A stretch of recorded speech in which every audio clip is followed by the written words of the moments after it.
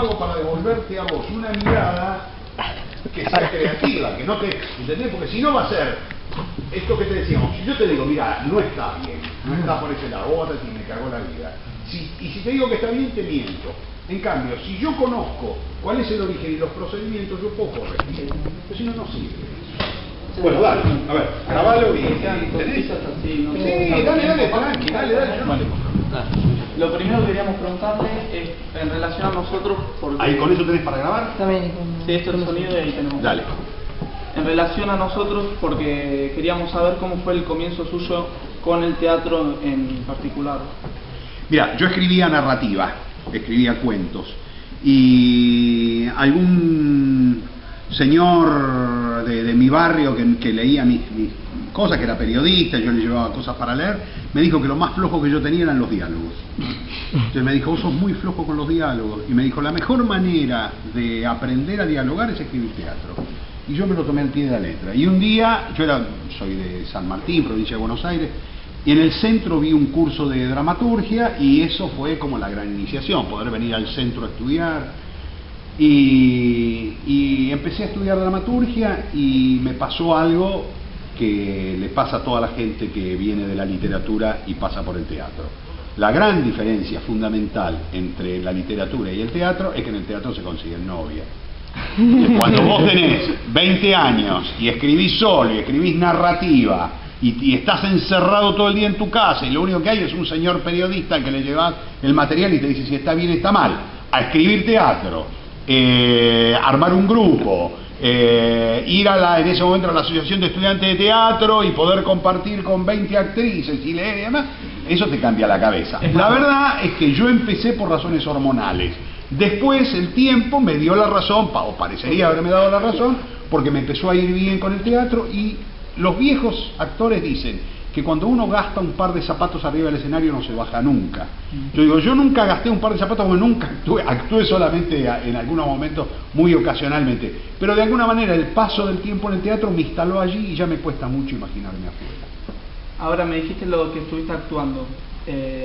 ¿Qué fue esa experiencia? ¿Fue algo raro? Bueno, en principio empecé actuando en grupos de teatro experimental, grupos de teatro político, donde yo hacía mi propia obra y donde actuaba porque hacía falta hacer algo más.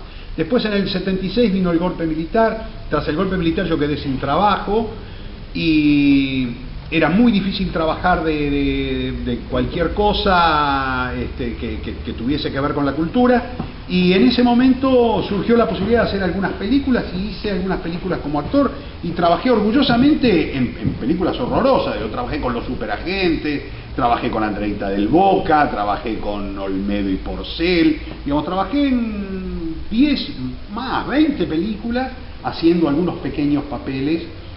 Cuando logré empezar a vivir de mis clases y de la dramaturgia, dejé eso porque nunca me dio placer. Y en la movida de teatro abierto, que fue también en la dictadura, sí, ¿se pudo meter en algo, por lo menos participar en el espectáculo? Yo participé en el 83, en el 84 y en el 85, que fue la última vez que se hizo, los 2 primeros años escribiendo y luego coordinando talleres. A ver, ¿usted va a ver las escrituras que hace, o sea, las obras que hace, las va a ver si las representa cualquier otro grupo, a ver qué de lo que usted pensó? Cuando no lo dirige usted. Claro. Cada vez menos. Si es un estreno voy, lo que pasa es que últimamente todos los estrenos son míos porque dirijo todo lo que escribo. Pero si a un director dirigiese alguna obra inédita mía, en el estreno en general voy a ver cómo funciona. Después en las reposiciones me cuesta mucho más. Me cuesta más, no la paso bien, estoy muy tenso. Yo prefiero siempre ver los ensayos generales a las funciones. Las funciones en general me resultan muy excelentes. Y en la dirección, ¿cómo incursionó? ¿Cómo empezó a meterse? Mira, en realidad de una manera paradójica, yo estudié más dirección que dramaturgia. Estudié, hice 3 cursos de dirección, pero nunca me había animado, y con el paso de los años empecé a sentir que era una experiencia que me la debía, que si no cumplía con esa experiencia siempre había algo que no se iba a terminar de confirmar adentro en relación a cómo hacer determinadas cosas. Porque siempre te preguntas, por ejemplo, vos escribís una cosa y después cuando la ves en la versión de otro no te gusta. Y vos decís, no me gusta porque está mal o no me gusta porque el otro no logró resolverla. Entonces hace ya algo así como 6, 7 años decidí empezar a dirigir como para comprobarme estas cosas. Y lo mismo, empecé a dirigir y también dirigir es más entretenido que escribir. Con los personajes no podés ir a comer pizza a la salida y con los actores sí. Así que una vez más, por razones sociales, incorporé una nueva actividad. Y hablando de la relación entre el autor y el actor y entre el director y el actor, sí. ¿Cómo sería eso? En mi caso, bueno, yo puedo hablar de la dirección entre el autor y el director, que es la que yo mantengo, digamos, la mía, la íntima. Yo trato de dividir mucho los campos. Cuando escribo trato de no pensar en la dirección y cuando dirijo trato de ponerme arriba del autor y cambiarle todo lo que tengo que cambiarle, aunque el autor se resista.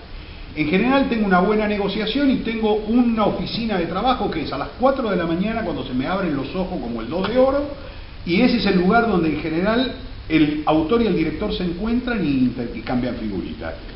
Y en general me vuelvo a dormir y a la mañana cuando me despierto la negociación funcionó. Creo que funcionan en tanto uno lo respeta al otro. Creo que si cuando escribo estoy pensando en cómo hacer la apuesta, sería tan intrusivo ese pensamiento que después lesionaría la relación con el director. Y en los ensayos, ¿qué opina de los ensayos? ¿Le gustan? ¿Es un lugar donde puede aceptar? Recién en la charla hablaba de que cuando ve que un actor le propone algo, ya mismo lo cambia y lo manda por mail directamente. ¿Cómo toman eso los actores y usted si lo acepta de movida? O... El ensayo es el lugar más maravilloso del teatro, uno viviría ensayando, la verdad. Es el gran momento, ensayar, es el lugar donde uno se permite un montón de cosas, donde las cosas van cambiando, donde uno día tras día va viendo cómo todo se va armando, cómo se organiza. Es el momento más creativo de la totalidad.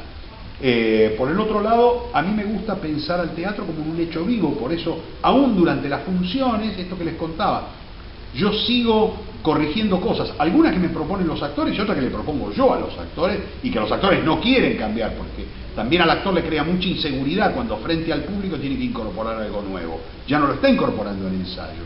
Pero yo creo en el teatro como un fenómeno vivo y en la medida en que vayan apareciendo correcciones, yo creo que merecen ser incorporadas. También hace esas correcciones basándose en la respuesta que tiene el público. Por ejemplo, en el Renacimiento, si no me equivoco, estaban los mismos autores de las obras que se ponían atrás de la obra y depende si causaba gracia o no, no justamente que busque la diferencia en si causa gracia, pero dicen que Shakespeare, por ejemplo, veía si al público le gustaba algo, lo anotaba para hacerlo en otra obra y si no le gustaba quería cambiar eso. ¿También se fija con el público? Sí, algo así, algo así.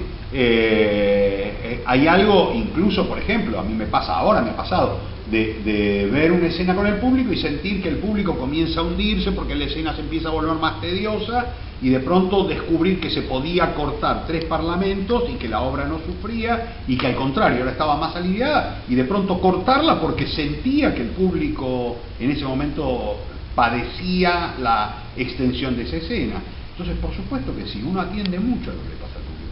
Yo creo que la experiencia más formativa para un autor es esta que vos mencionás, que yo no la conocía, pero que es interesante. Es esconderse de tal manera que le puedas ver la cara al público mientras está representando una obra tuya. Es la mejor manera de aprender.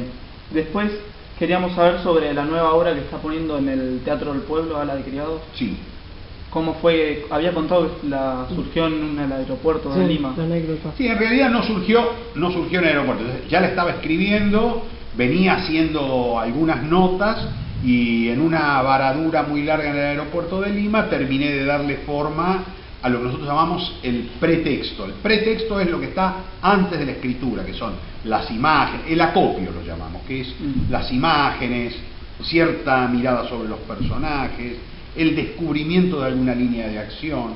Se armó ahí y apenas regresé a Buenos Aires, al toque, me fui un mes de Buenos Aires, me encerré en una casa lejos de la ciudad y la escribí.